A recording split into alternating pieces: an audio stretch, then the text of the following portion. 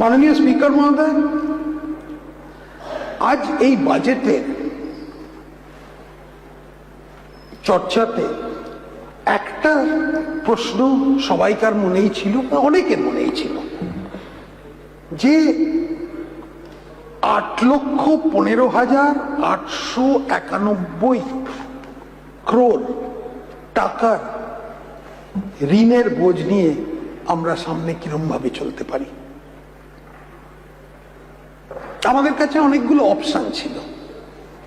একটি অপশন ছিল যে আমরা কিছুই করব না, পঙ্গু হয়ে বসে থাকতে পারি, হাত গুটিয়ে বলবো যে এটা বড্ড বড় একটা সমস্যা, কিছুই করব না। আরেকটা সমস্যা ছিল, আরেকটা অ্যাপ্রোচ ছিল যে আমরা যে টাকাটা পশ্চিমবঙ্গের ন্যায্য টাকা, যেটা আমরা কোনো কারণে রাজ্যে আনতে পারিনি, সেটা নিয়ে আসব।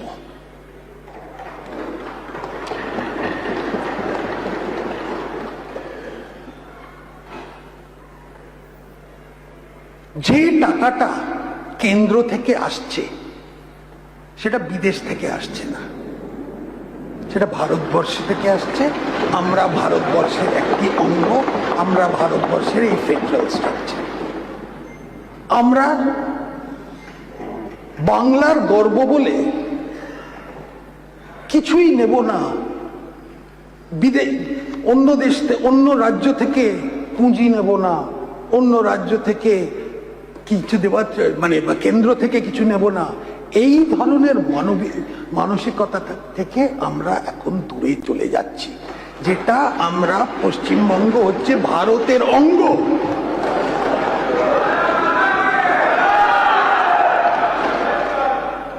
তাই আজকে যদি 60,000, ওই আমি একটা রাফ এস্টিমেট বলছি, 60,000 কোটি টাকা কেন্দ্রীয় প্রকল্প থেকে আমরা পশ্চিমবঙ্গে আনতে পেরেছি, এটা নিয়ে আমি গর্বিত। আমি আমাদের মুখ্যমন্ত্রীকে ধন্যবাদ দিচ্ছি, আমি ধন্যবাদ দিচ্ছি আমাদের নির্মলা সীতারামন ফাইন্যান্স মিনিস্টার, আমি ধন্যবাদ দিচ্ছি নরেন্দ্র মোদী আমাদের প্রধানমন্ত্রী, সবাইকে, যে তারা এক এক করে দেখিয়ে দিয়েছে যে এই প্রকল্পগুলো নিয়ে আপনারা পশ্চিমবঙ্গে কাজ করুন।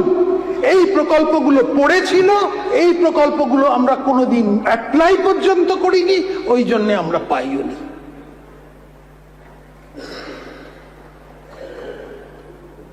অনেক 90 মিনিট আমি এর আগে ভাষণ দিয়েছিলাম। বিরোধী দলের থেকে আমরা জানতে পারলাম যে মালদা এয়ারপোর্টে কত রকমের দুর্নীতি হয়েছিল। আমরা জানতে পারলাম যে ওখানে ইন্ডাস্ট্রিয়াল পার্কে যাদের জমি দেওয়া হয়েছিল তারা হচ্ছিল ইনফ্লুয়েন্সিয়াল, নট ইন্ডাস্ট্রিয়াল। আমরা জানতে পারলাম কুণাল বাবুর কাছ থেকে যে কলকাতার ওয়েটল্যান্ডসে কত বড় দুর্নীতি হয়েছিল। এই ব্যাপারটা আবার আমরা জানতে পারলাম অনেকের কাছ থেকে। আমরা জানতে পারলাম মাননীয় কসবার এমএলএ এর কাছ থেকে যে প্রচন্ড সাইবার ক্রাইম নাকি হচ্ছে। আমরা নওশাদ সিদ্দিকী ভাইয়ের কাছ থেকে জানতে পারলাম যে কত রকম fake schedule caste, schedule tribe certificate এসছে।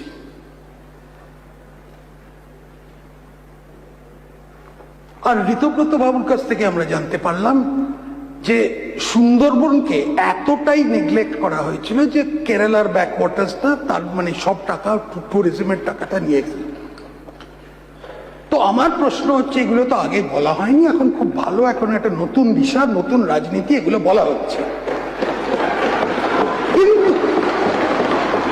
কিন্তু যা হয়েছিল আগে সেটা কি আমরা ভুলে যাব?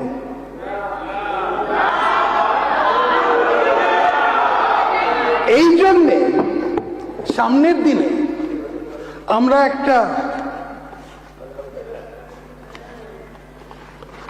আমরা বিবেচনা করেছি যে সামনের দিনে আমরা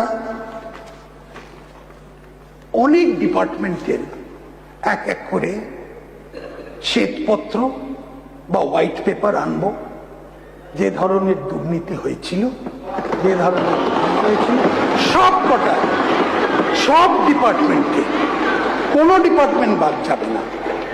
অর্থনীতিতে অর্থ ডিপার্টমেন্ট, ফাইন্যান্স ডিপার্টমেন্ট বলবে যে তাদের এই ধরনের কি ধরনের অব্যবস্থার কারণে আমাদের এত বড় একটা ঋণের বোঝা হলো। কোনো ডিপার্টমেন্ট বলবে যে তাদের কেন প্রজেক্টগুলো অর্ধ সম্পূর্ণ হয়ে পড়ে চলিল। কোনো ডিপার্টমেন্ট বলবে যে তাদের রিক্রুটমেন্টের মধ্যে এত দুর্নীতি কেন হয়েছিল। আর সব ডিপার্টমেন্টই কন্ট্রোলার আর অডিটর জেনারেলের যে রিপোর্টগুলো এসছে, যেগুলো আপনারা দেখতে পাননি এতদিন ধরে, আমরা কেউই দেখতে পাইনি, সেইগুলোকে আমরা পাবলিশ করে দেখাবো। মানে এই হেডে আরেকটু বেশি বরাদ্দ করতে পারতেন, এইখানে ঠিক আছে, আমি মেনে নিচ্ছি, আরেকটু দেয়া যেতে পারত হয়তো, কিন্তু এই বাজেটটাই 8 মাসের বাজেট। এটা হচ্ছে এক ধরনের একটা দিশা, একটা সামনের দিকে আমরা কোন পথে এগোচ্ছি সেটা একটু দেখিয়ে দেওয়া। সব যে আমাদের প্রপোজালস গুলো আছে সেগুলো সব এই একটা বাজেটের মধ্যে পূরণ করা যাবে না, জানি, কিন্তু এর ভিত্তিতে আমরা সামনের দিনে এগোবো। আর সব থেকে বড়, আমরা সারা ভারতবর্ষ এবং বিদেশে লোকদের বলবো, দেখো পশ্চিমবঙ্গ আবার জেগে উঠেছে। আমাদের একটা আমরা নিজেদের প্রাসঙ্গিকতা ফেরত পেয়েছি, আর আমরা এমন ব্যবস্থা নিয়ে নিচ্ছি যাতে আমরা নিজেদের মাথা উঁচু করে থাকতে পারি। আমরা নিচ্ছি যাতে যেন কোনোদিন আর আরজি কর না হয়। সেটা একটা লজ্জার ব্যাপার ছিল, এটা লজ্জার ব্যাপার ছিল যে শিক্ষা ক্ষেত্রে কি ধরনের কেনা বেচা হয়েছিল। এইগুলো থেকে আমাদের বেরোতে হবে।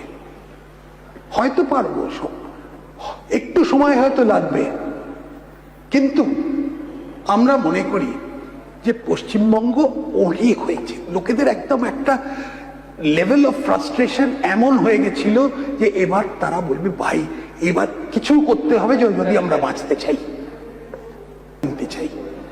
তো ঋতব্রত বাবু মনে করেন যে এটা একটা আমাদের প্রফিট ম্যাক্সিমাইজেশন ব্যাপার আছে। আমি ওই ধরনের মার্ক্সবাদ তত্ত্ব থেকে একটু সরে যেতে চাই। আমরা এখন লস ম্যাক্সিমাইজেশনটা করতে চাই না, যেটা এখানকার হ্যাবিট হয়ে গেছিল যে লস ম্যাক্সিমাইজেশন।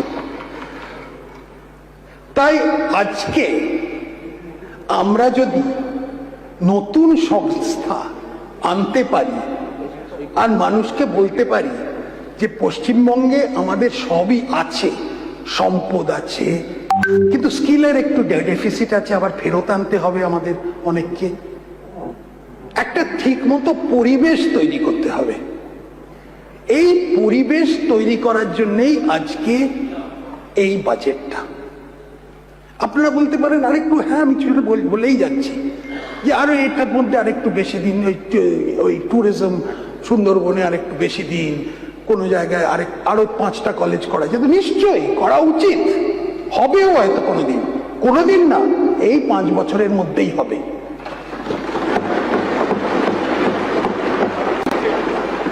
তাই আমি সামনের দিনে কতগুলো জিনিসের জন্য, আমি এগুলো বাইরের লোকেদের জন্য বলছি, যে কতগুলো অ্যানাউন্সমেন্ট ওর জন্য একটু অপেক্ষা করুন। অনেকে বলে না, বাজেট স্পিচটা দেখবেন না, তার ফাইন প্রিন্ট দেখবেন, এটা সবাই মানে এটা বলে। তাই এই নেক্সট 3 মাস মধ্যে পুজোর আগে আমরা West Bengal investment promotion framework including the new incentive policy এটা সামনে পেশ করব, স্টার্ট আপ পলিসি পুরোটা পেশ করব, গ্লোবাল ক্যাপাবিলিটি সেন্টার পলিসি সেটা পেশ করব। এটা খুব গুরুত্বপূর্ণ আমাদের কাছে, এত কারণ এইটা না থাকার জন্যে আমরা কিন্তু অনেক আইটি কোম্পানির ইনভেস্টমেন্ট পাইনি পশ্চিমবঙ্গে। আমরা নতুন একটা পলিসি নেব ক্লাউড কিচেন মহিলাদের জন্য, যাতে তারা তাদের ব্যবসার দিকে তারা মনে দিতে পারে। আমরা ট্যুরিজমের, সেটা তো অলরেডি বলা হয়ে গেছে, আমরা একটা পলিসি করব, লিখতে হবে, সেটা awarding sports persons and clubs. আমি অলরেডি দেখেছি যে ফুটবল ক্লাবটাকে আমি সমর্থন করি, তারা নাকি খুব বলেছে যে তারা নাকি 1 কোটি টাকা অলরেডি পেয়ে গেছে। একটু অপেক্ষা করতে হবে এটার জন্যে, কিন্তু হ্যাঁ সত্যি তারা এলিজিবল।